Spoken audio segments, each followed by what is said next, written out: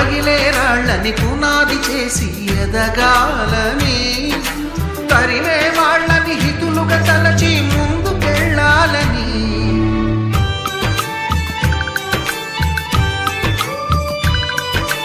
కన్నుల నీటిని కలల సాగుకై వాడుకోవాలని,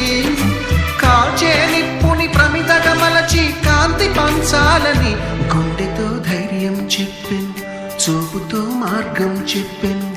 అడుగుతో గమ్యం చెప్పెను, నేనున్నానని